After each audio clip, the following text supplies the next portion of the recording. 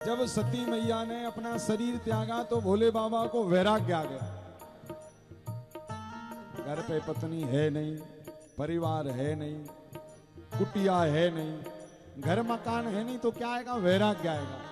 क्या करते हैं? बोले जहां तहां कथाएं चलती रहती तो भोले बाबा जाकर बैठकर कथा सुनते हैं। और बहुत काल तक सत्संग करते करते कहां पहुंच गए एक बार? बोले वही नीलगिरी पर्वत पर। कहां पर? जहां पर काक भुसुंडी जी गरुड़ जी को कथा सुना रहे थे, उसी काक भुसुंडी सरोवर में भोले बाबा भी हंस बनकर बैठकर लगे कथा सुनने। देखिए इस बात को कल याद रखिएगा। जब हम कल की कथा सुनाएंगे तो भोले बाबा पार्वती को कथा सुनाएंगे। कौन सी वाली? बोले यही वाली। यही वाली मतलब भोले बाबा जब सुनाएंगे ना तो कहेंगे कि पार्वती मैं आपको वही कथा सुना रहा हूं जो कथा काक भुसुंडी जी ने गरुड़ जी को सुनाई थी।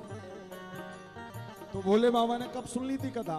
बोले जब सती मैया चली गई थी तो भोले बाबा अकेले थे, तो जाकर के काक भुसुंडी जी के द्वारा पूरी राम कथा सुनी।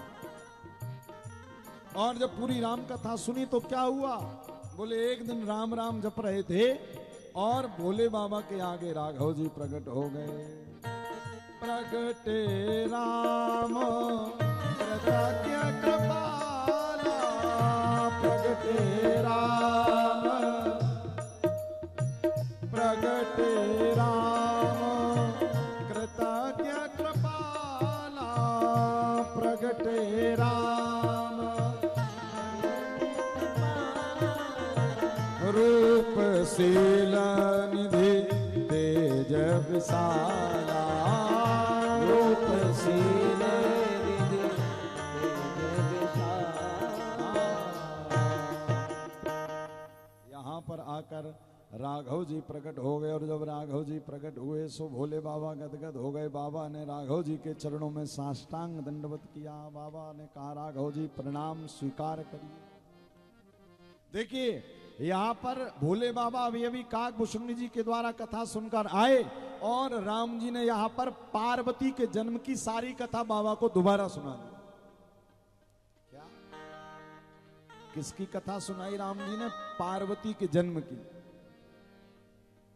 बाबा मन ही मन सोच रहे हैं अरे प्रभु वही पार्वती सती बनकर आई थी और राघव जी उसी सती ने आपकी कथा का अपमान किया था जिसकी कथा आप सुना रहे हो। अब जब कथा सुनाई सो भोले बाबा, राघव जी ने पूछा भोले बाबा से बताओ कैसी लगी कथा? बाबा ने एक बात कही। बोले प्रभु कथा जैसी रही सो रही।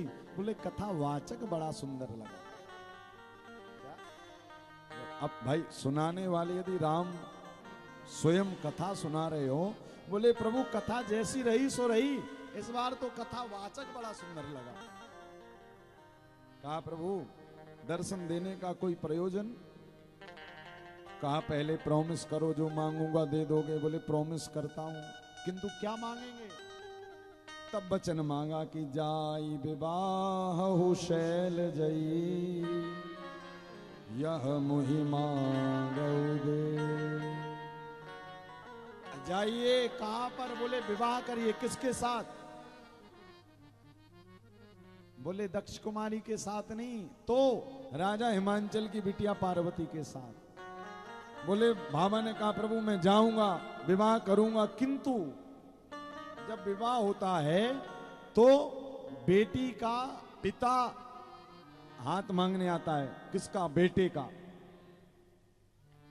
और सीधे बेटे का हाथ नहीं मांगता, बेटे के माता पिता से बेटे का हाथ मांगता है। बाबा कह रहे प्रभु हमारा तो कोई है ही नहीं और आप कहो कि मैं जाकर पार्वती का हाथ मांगू तो प्रभु ये धर्म सम्मत नहीं है, किंतु आप कह रहे हैं नाथ तो फिर ये भी राजी है। क्या कहा? भोले बाबा ने कहा प्रभु वैसे तो ये धर्म सम्मत नहीं है, किंतु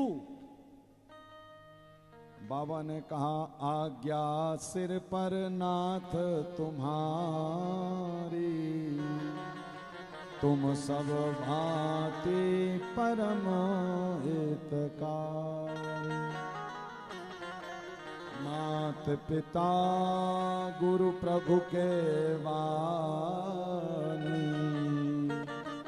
बिनहि विचार करिय शोभ जा। बाबा ने हामी भर दी, हाँ प्रभु आपकी आज्ञा सिरोधार है। यहां पर बाबा के विवाह की तैयारी हुई। क्या भया, बाबा ने सप्तऋषियों को बुलाया, कहा जैसे पार्वती जब सती बनकर आई थी तो मेरे राघव जी की परीक्षा ली थी, आज मैं भी सप्तऋषियों को भेजकर पार्वती के प्रेम की परीक्षा लेना चाहता हूं। सप्तऋषियों को भेजा। सप्तऋषियों ने पार्वती मैया से कहा, बेटी क्या कर रही हो? बोले तपस्या कर रहे हैं। अच्छा क्या कर रही हो तपस्या? ने किसने कहा है कि तपस्या करो? बोले हमारे गुरुजी है ना नारद जी। क्यों कर रही हो तपस्या? बोले सुंदर वर पाने के लिए, घर पाने के लिए। अच्छा। सप्तऋषियों ने कहा, देवी नारद के कहे अनुसार आज तक किसी का घर बसा नहीं है जो तुम्हारा बसेगा। सती मैया की परीक्षा, प्रेम की परीक्षा लेने आए ना, तो क्या कहा? बोले नारद जी के कहने पर आज तक किसी का घर नहीं बसा जो आपका बसेगा। छोड़ो, सबकी बातों पर विश्वास कर लेना, किंतु नारद जी की बातों पर कभी विश्वास मत करना। पार्वती मैया मौन रही, कुछ नहीं भया। दूसरा प्रश्न किया, क्या? बोले किसको पति के रूप में चाहती हो? बोले वही भोले बाबा ओगड़दानी को। अच्छा, आपको पता है स्वयं भीख मांग कर खाते हैं। जो स्वयं भीख मांग रहा है वो क्या भला आपके विवाह के बाद आपको पेट भर भोजन करवा पाएगा? देखिए, जीवन में हमारा अपना कब पराया हो जाता है? बोले जब हम तीसरे के द्वारा अपने सगे की निंदा सुनना प्रारंभ कर देते हैं, जब आपका अपना सगा आपका पराया हो जाता है। इसी कारण जीवन में सर्वकाल विदित रखिए रहिए। क्या? बोले आप अपनों की निंदा कभी किसी तीसरे से मत सुनिए, जब तक आपको भली भांति ज्ञान ना हो जाए तब तक।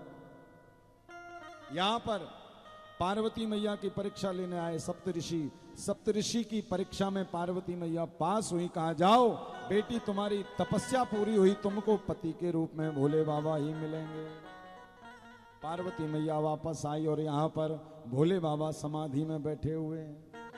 देखिए, बाबा समाधि में बैठे हैं। बाबा की समाधि को तोड़ने का साहस भला किसने? बोले एक बार कामदेव ने बाबा की समाधि तोड़ी थी तो कामदेव को भस्म कर दिया था। तो कहते हैं सारे देवता अलग अलग बाबा की जयकारा कर रहे हैं। देखिए, जब ये लीला चल रही थी उसी समय एक तारकासुर नाम के दैत्य ने जन्म ले लिया था और ब्रह्मा से वरदान मांगा था कि शंकर जी के पुत्र के हाथों मेरी मृत्यु हो, ऐसा वरदान दो। क्यों वरदान मांगा था?